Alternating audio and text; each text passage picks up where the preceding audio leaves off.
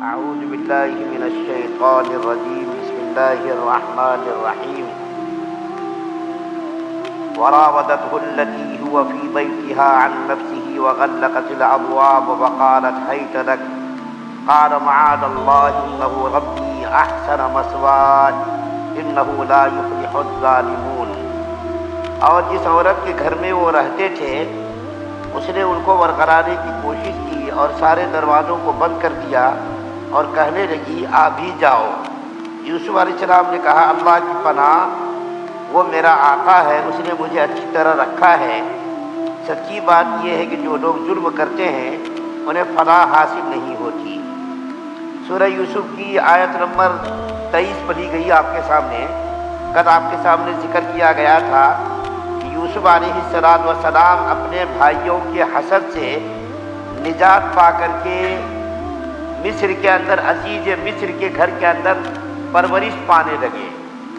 یہاں آ کر کے یوسف علیہ السلام کو ایک نئی مصیبت، نئی بلا اور نئے امتحان سے گزرنا پڑا. اور یہ بلا اور یہ امتحان اتنا سخت تھا کہ اس سے بچنا نہایت ہی دشوار اور مشکل کام تھا.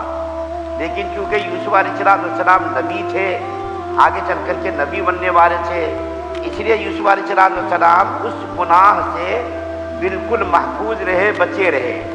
زلیخا نے دعوت عیش دی اور یہ کہا کہ آپ میرے ساتھ آ کر کے میری خواہش کی تکمیل کرو. یوسف علیہ السلام کے لیے مشکل یہ تھی، انہی کے گھر میں ان کی پرورش ہوئی تھی، انہی کے گھر میں پلے بڑے تھے. ظاہر بات ہے ان کے عیش و آرام کا اتنا انتظام اس نے کیا تھا، اس کی بات کا انکار کرنا کتنا بڑا مشکل کام ہے اس کو حساس آدمی سمجھ سکتا ہے. لیکن اللہ تعالیٰ کی نگرانی اور اللہ تعالیٰ کی حفاظت تھی. اللہ تعالیٰ نے ان کو بچا لیا. کل میں نے آپ سے وعدہ کیا تھا کہ یوسف علیہ السلام تو نبی تھے، لیکن بہت سارے ایسے اللہ کے بندے گزرے ہیں جو نبی نہ ہونے کے باوجود ان کو اس قسم کے واقعات کا سابقہ پڑا، لیکن اللہ نے ان کی بھی حفاظت فرمائی.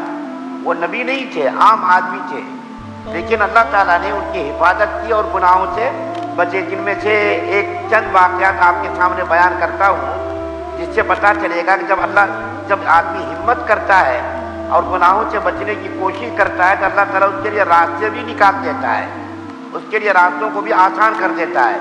چنانچہ بنی اسرائیل کے ایک نیک آدمی کے بارے میں لکھا ہے.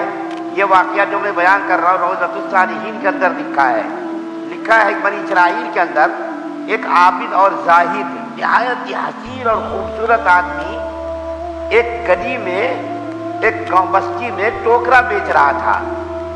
اس گلی میں ایک عورت رہتی تھی نہایت حسین اور پیسے والی، دولت مند. تو اس عورت نے اپنی نوکرانی کو بھیج کر کے اس عابد اور زاہد اور پارسا آدمی کو بلوایا کہ جا کر کے ان کو بلاؤ اور یہ کہو کہ ہماری مالکن آپ سے ٹوکرا لینا چاہتی ہے. چنانچہ وہ بزرگ گئے. جب گئے تو سارے دروازوں کو بند کرا دیا اور وہ عورت جو تھی مالدار قسم کی عورت جو تھی اس نے سارے دروازوں کو بند کرا کر کے نہایت ہی خوبصورت مشہری پر، چارپائی پر، تخت پر بیٹھی ہوئی تھی. اور اس عورت نے ان کو دعوت کی، برائی کی، عیش و آرام کی دعوت دی. یہ بزرگ آدمی تھے، ان کے دل کے اندر خوف خدا پیدا ہو گیا اور یہ بیچارے ڈر کے مارے کانپنے لگے کہ زندگی میں نے کبھی اس قسم کا گناہ نہیں کیا، آج مجھ کو اس قسم کے گناہوں کا شاید سابقہ کرنا پڑے گا کیا. تو اس بزرگ نے، اس بنی اسرائیل کے عابد اور زاہد نے راستے تلاش کرنے شروع کر دیے، بچنے کا کون سا راستہ اختیار کیا جائے کہ اس سے میں بچ جاؤں. چنانچہ اس بنی اسرائیل کے عابد نے چھت کے اوپر سے چھلانگ لگا دیا کہ جان گئی تو گئی، لیکن برائی سے تو بچ جاؤں گا، اللہ کے غیظ و غضب سے تو بچ جاؤں گا. اس نے چھلانگ لگا دی. اللہ تعالیٰ نے حضرت جبریل علیہ السلام کو حکم دیا کہ میرے بندے کو زمین پر گرنے سے پہلے تم اپنے پروں پر لے لو. چنانچہ جبریل علیہ السلام آئے اور جبریل علیہ السلام نے آ کر کے اس نیک بندے کو پروں پر لیا اور لے کر کے زمین پر سہولت سے اتار دیا. دیکھیے اس واقعے میں کہ جب اس نے گناہوں سے بچنے کا ارادہ کیا تو اللہ تعالیٰ نے اس کے لیے راستے کو بھی ہموار کر دیا. اور ایک بزرگ کا واقعہ آتا ہے، خواجہ مشتی رحمۃ اللہ علیہ، اس کے بدن سے ہمیشہ خوشبو آیا کرتی تھی. نہایت ہی خوبصورت، نہایت ہی جو ہے بہترین خوشبو آتی تھی۔ تو ایک مرتبہ ایک آدمی نے پوچھا کہ تم کون سا خوشبو استعمال کرتے ہو کہ تمہارے بدن سے اتنی بہترین خوشبو آتی ہے؟ مشک و عنبر کی خوشبو اس کے سامنے بیکار ہے، تم کون سا عطر استعمال کرتے ہو؟ تو اس نے کہا کہ بھائی میں عطر وغیرہ استعمال نہیں کرتا، یہ ایک راز ہے، اس کو میں ظاہر کرنا نہیں چاہتا۔ تو اس آدمی نے بہت اصرار کیا کہ نہیں بھائی بتاؤ کیا ہے، کون سا خوشبو استعمال کرتے ہو، تمہارے بدن سے اتنی بہترین خوشبو آتی ہے۔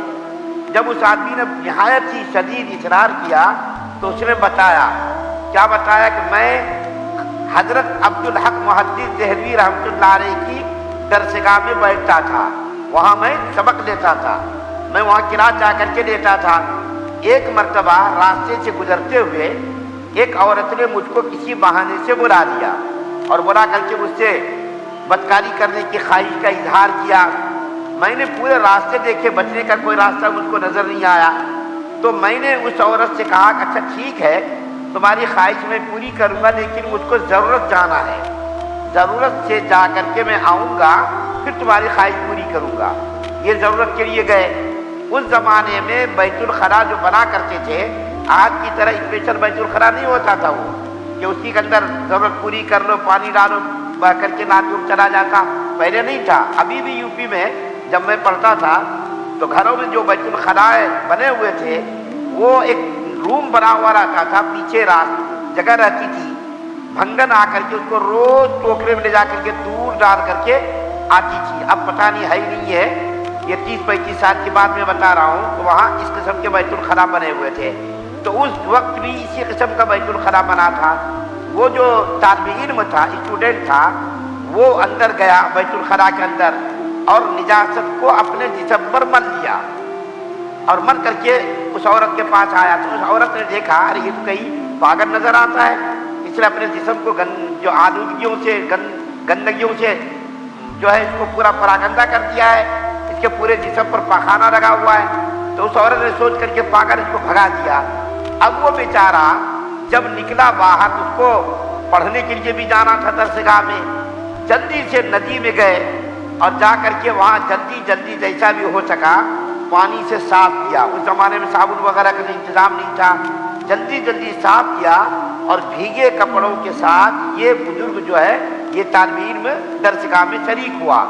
جب شریک ہوا تو استاد نے پوچھا ان سے کہ بھائی بہترین خوشبو کون لگا کر کے آیا ہے؟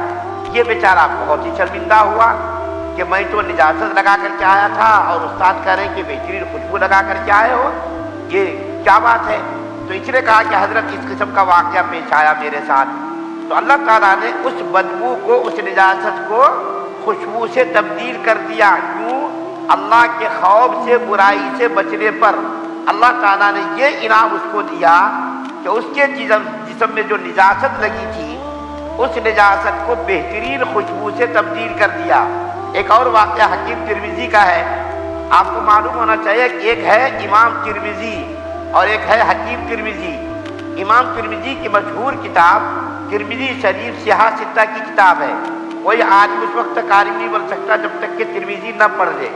6 کتابیں ہیں سیاہ ستہ کی، 6 کتابوں میں ترمذی بھی ہے۔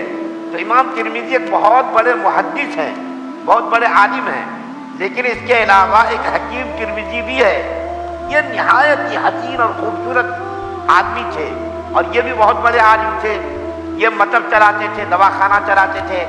ایک روز انہوں نے دیکھا کہ ایک عورت آئی اور عورت نے آ کر کے اپنا چہرہ بالکل کھول دیا اور آ کر کے وہ کہنے لگی کہ میں بہت دنوں سے انتظار میں تھی، تنہائی اور خلوت میسر ہو تو میں آپ کے ساتھ اپنی خواہش پوری کروں۔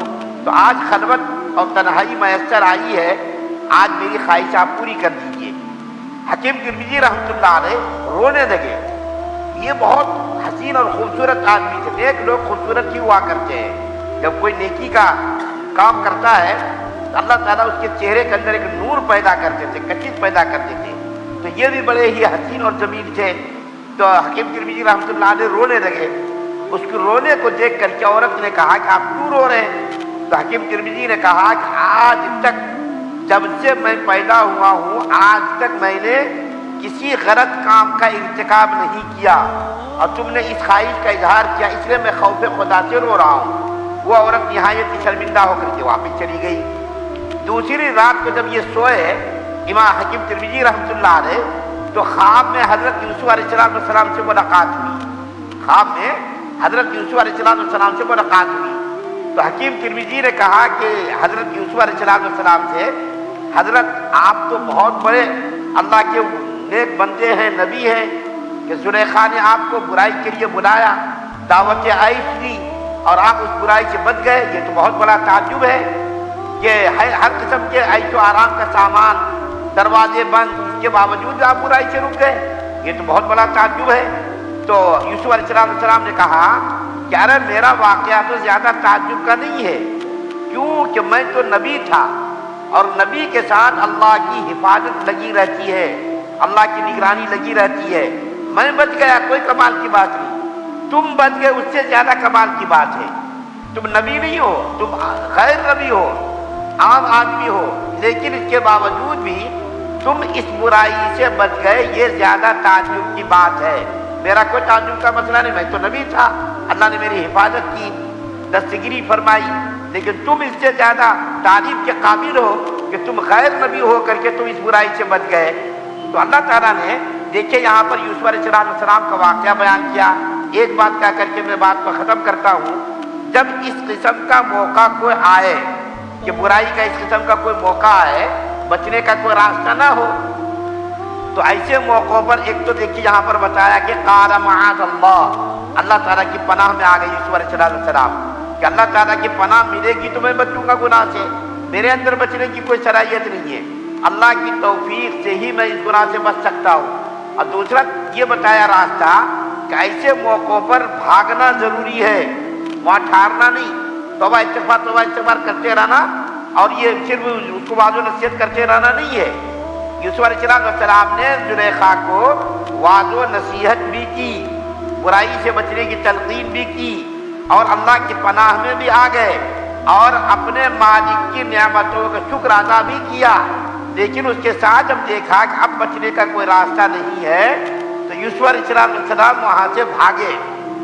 جب وہ بھاگنے لگے تو اللہ تعالیٰ نے ان کے لیے راستوں کو بھی کھول دیا۔ اگر وہیں رہ جاتے تو گناہ کے اندر ملوث ہونا لازمی تھا۔ اگر یوسف علیہ السلام نعوذ باللہ وہاں رہ جاتے تو گناہ میں ملوث ہو سکتے تھے، لیکن وہاں سے بھاگنا ضروری تھا۔ یہ نہیں دیکھا کہ دروازہ بند ہے، میں بھاگوں گا تو کہاں بھاگوں گا، سارے دروازوں پر تالے لگے ہوئے ہیں، میں کہاں جاؤں گا۔ اگر وہیں رہ جاتے تھے، منت سماجت ہی کرتے رہتے تھے، تو ہو سکتا تھا کہ شیطان اس کو ورغلا دے اور گناہ پر آمادہ کر دے۔ لیکن یوسف علیہ السلام اللہ کے بھروسے پر بھاگنے لگے۔ جب دیکھیے بندہ کوشش کرتا ہے تو اللہ تعالیٰ اس کے لیے راستوں کو بھی کھول دیتا ہے، اور اللہ تعالیٰ نے اپنی توفیق سے راستے کو کھول دیا، دروازوں کو کھول دیا، سارے تالے خود بخود ٹوٹتے چلے گئے، اور یوسف علیہ السلام سہولت کے ساتھ، آسانی کے ساتھ اس گھر سے باہر نکل گئے۔ اب آگے جو ہے آیت کریمہ ہے 24 نمبر کی، اس آیت کریمہ میں اللہ تعالیٰ فرما رہے ہیں کہ زلیخا کے دل میں بھی پیدا ہوا خیال، اور یوسف علیہ السلام کے دل میں بھی خیال پیدا ہوا۔ اس کے بارے میں کل انشاءاللہ وضاحت کروں گا۔ دونوں کے خیال میں یوسف علیہ السلام بھی چونکہ انسان تھے، بشری تقاضے کے اعتبار سے ان کے دل کے اندر بھی خیال آیا، لیکن اللہ تعالیٰ کی پناہ میں آنے کی وجہ سے اللہ نے ان کو گناہ سے محفوظ رکھا، اور زلیخا کے دل کے اندر بھی خیال آیا۔ دونوں میں فرق کیا ہے؟ دونوں کے دل کے اندر خیال آیا، لیکن دونوں میں فرق کیا ہے؟ اس فرق کو انشاءاللہ کل واضح کروں گا۔ اللہ سے دعا ہے اللہ ہم سب کو سننے زیادہ عمل کی توفیق عطا فرمائے۔